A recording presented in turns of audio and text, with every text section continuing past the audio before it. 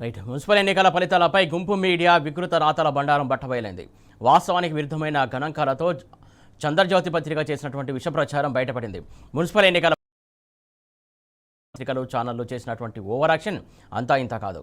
War one side అంటూ వాస్తవాలకు విరుద్ధంగా తాటికాయంత అక్షరాలతో చేసినటువంటి ఎలివేషన్లు అన్నీ ఈసీ వెల్లడించిన లెక్కలతో ఢమాలయ్యాయి. సర్కారుపై పెళ్లుబికినటువంటి ప్రజా వ్యతిరేకతను కవర్ చేసేందుకు ఆంధ్రజ్యోతి సహా గుంపు మీడియా పత్రికలు ఛానళ్లు చేసిన ప్రయత్నాలు ఫలించలేదు. ఆలస్యంగానైనా టీ న్యూస్ ఒత్తిడితో ఈసీ పార్టీల వారీగా పోలైన ఓట్ల లెక్కలను బయటపెట్టింది. ఈ దెబ్బకు రేవంత్ సర్కారుకు నూకలు చెల్లాయని తెలంగాణ ప్రజల దృష్టిలో ప్రత్యామ్నాయ పార్టీ బీఆర్ఎస్ఏనని తేలిపోయింది.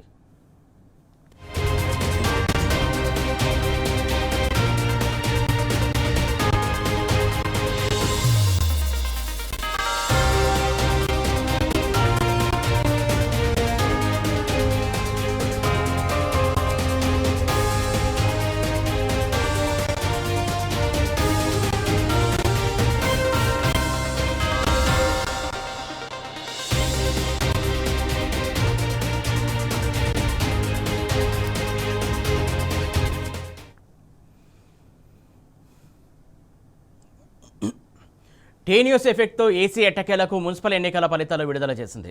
ఈసీ ఫలితాలతో బ్రోకర్ రాతల భాగోతం మరోసారి బట్టబయలైంది. గుంపు మీడియా తప్పుడు కథనాల భాగోతం తెలిసిపోయింది. కాంగ్రెస్ పార్టీకి 39%, బీఆర్ఎస్కు 29%, బీజేపీకి 15% ఓటింగ్ వచ్చినట్టు ఈసీ తేల్చింది. బీఆర్ఎస్ పార్టీకి కేవలం 15% ఓటింగ్ వచ్చిందని ఆంధ్రజ్యోతి కథనం తప్పుడు కథనం ప్రచారం చేసింది. ఈసీ లెక్కలతో ఆర్కే రాతలు రోతలాతలైనని తేలిపోయింది. బీఆర్ఎస్ పార్టీకి 30% ఓటింగ్ వచ్చిందని ఈసీ స్పష్టంగా తేల్చింది. మరి ఏబిఎన్ ఆంధ్రజ్యోతి రాధాకృష్ణ ఇప్పుడు తలకాయ ఎక్కడ పెట్టుకుంటారు? ఇవాళ తన పేపర్లో వేసినటువంటి తప్పుడు లెక్కల కథనంపై ఏం సమాధానం ఇస్తారు? కాంగ్రెస్కు 50% ఓట్లు వచ్చాయని నిరాధారంగా రాసిన రాధాకృష్ణ ఇప్పుడు ముఖం ఎక్కడ పెట్టుకుంటాడు? ఈసీ లెక్కల ప్రకారం అధికార కాంగ్రెస్ పార్టీకి వచ్చింది కేవలం 39% ఓట్లు మాత్రమే. రాష్ట్రంలో రేవంత్ పరిపాలనపై ఉన్నటువంటి ప్రజా వ్యతిరేకతకు ఇది నిదర్శనం కాదా?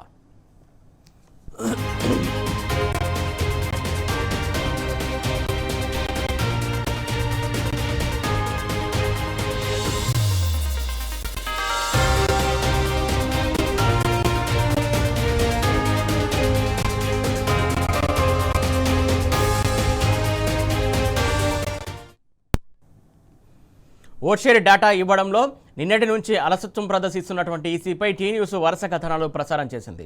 దీంతో రాష్ట్ర ఎన్నికల సంఘం ఓట్షేర్ డేటా ప్రకటించింది. కాంగ్రెస్ పార్టీకి 15,05,006 ఓట్లు పోలయ్యాయి. అంటే 39.80% ఓట్లు అన్నమాట. బీఆర్ఎస్ పార్టీకి 10,00,000 ఓట్లు పోలయ్యాయి. అంటే బీఆర్ఎస్కు మున్సిపల్ ఎన్నికల్లో 29% ఓట్లు పోలైనాయి. ఇక బీజేపీకి 15.67%తో 5,92,823 ఓట్లు పోలయ్యాయి. వాస్తవాలు ఇలా ఉంటే ఆంధ్రజ్యోతి పత్రికలో మాత్రం కాంగ్రెస్కు 50% ఓట్లు పోలైనట్టు, బీజేపీకి 25% ఓట్లు పోలైనట్టు, బీఆర్ఎస్కు 15% ఓట్లు వచ్చాయని నిస్సిగ్గుగా నిరాధారంగా వార్తలు వచ్చేశారు. ఎట్టకేలకు ఈసీ అధికారిక లెక్కలతో చెత్తపలుకుల రాధాకృష్ణ బండారం బట్టబయలైంది. ఇవాళ ఆంధ్రజ్యోతిలో రాసినటువంటి రాతలన్నీ రోత రాతలేనని తేటతెల్లమైంది.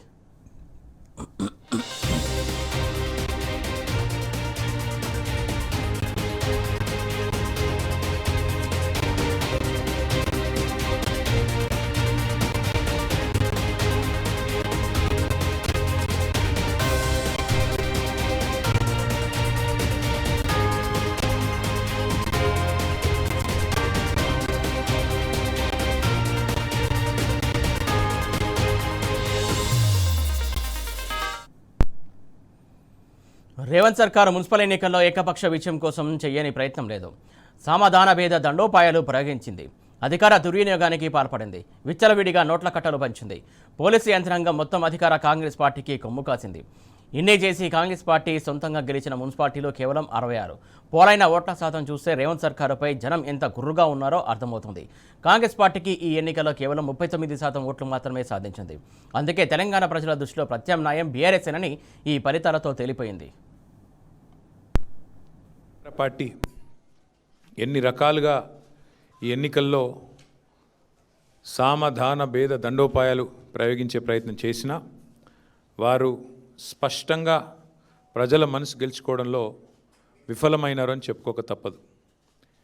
మరి సాధారణంగా ఎన్నికలు మీరు ముఖ్యంగా పంచాయతీ ఎన్నికలు కానీ మున్సిపల్ ఎన్నికలు కానీ చూస్తే అధికారంలో ఉన్న పార్టీకి ముఖ్యంగా ఇంకో 2-3 ఏళ్ళు ఉండే అవకాశం ఉన్నప్పుడు, అధికారంలో కొనసాగే అవకాశం ఉన్నప్పుడు మరి ఇది అధికార మార్పిడి కోసం జరిగేది కాదు కదా అనే ఆలోచన ఈ మధ్యన దేశవ్యాప్తంగా ప్రజల్లో కనబడుతూ ఉన్నది. కానీ దానికి భిన్నంగా తెలంగాణలో మీరు చూసినట్టయితే మొన్న పంచాయతీ ఎన్నికల్లో 2 ఏళ్ళు తిరగకముందే కాంగ్రెస్ పార్టీకి ప్రజలు బుద్ధి చెప్తూ దాదాపు 40% గ్రామ పంచాయతీలు బీఆర్ఎస్ పార్టీ కట్టబెట్టారు. మున్సిపల్ ఫలితాలు చూస్తే కూడా డెఫినెట్గా గతంలో ఎవరెవరైతే ఏదేదో మాట్లాడినారో వారందరూ నోళ్ళు మూతలు పడే విధంగా ఇవాళ మరి మెరుగైన ఫలితాలే సాధించాము. ఒక 30% పైగానే ఇక్కడ కూడా ఫలితాలు వచ్చినాయి. మేమైతే డెఫినెట్గా గట్టిగా పోరాడినాము, గట్టిగా క్షేత్రస్థాయిలో మా బలంగా కొట్లాడారు. మంచి భవిష్యత్తు ఉంది అనడానికి అట్లాగే ఈరోజు మరి ప్రతిపక్షమే ఈ రాష్ట్రంలో కాంగ్రెస్తో పోరాడగలిగిన శక్తి, కాంగ్రెస్ను గద్దెదించే శక్తి, బీజేపీని నిరోధించే శక్తి ఖచ్చితంగా బీఆర్ఎస్కు మాత్రమే ఉంది అని మొన్న పల్లెల్లో జరిగిన ఎన్నికలు, ఇవాళ పట్టణంలో జరిగిన ఎన్నికలు తేల్చి చెప్పాయి. పల్లెల్లో 4000 పైచిలకు సర్పంచులు గెలిపించారు ప్రజలు. మరి అట్లాగే పట్టణంలో కూడా ఈరోజు చూస్తే దాదాపు 730-740 వార్డులు గెలిచి అక్కడ ఇక్కడ 2 చోట్ల కూడా ప్రధాన ప్రతిపక్షం కేవలం బీఆర్ఎస్ మాత్రమే, పోరాడే సత్తా ఉన్న పార్టీ బీఆర్ఎస్ మాత్రమే. 2 పార్టీలు, ఒకటి ఢిల్లీలో అధికారంలో ఉంది, ఇంకోటి రెండోది రాష్ట్రంలో అధికారంలో ఉంది. కానీ ఈ 2 పార్టీలు ఉన్నప్పటికీ, ఎన్ని రకాల కుయుక్తులు పనినప్పటికీ బీఆర్ఎస్ఏ, కేసీఆర్ గారి నాయకత్వమే ఈ రాష్ట్రానికి శ్రీరామ రక్ష అని చెప్పి మళ్ళీ ఒకసారి అటు పల్లెల్లో ఇటు పట్టణంలో ప్రజలు తేల్చినట్టయింది. మరి ఇదే ఉత్సాహంతో రేపు హైదరాబాద్ కార్పొరేషన్ కానీ, మిగతా కార్పొరేషన్ వరంగల్, ఖమ్మం కానీ, అట్లాగే జిల్లా పరిషత్ ఎన్నికలు పెడితే వాటిలో కానీ ఇదే ఉత్సాహంతో ముందుకు పోతాం. డెఫినెట్గా ఎక్కడెక్కడైతే ఈ దుర్మార్గాలు, అరాచకాలు జరిగినాయో వీటిని వదిలిపెట్టాం.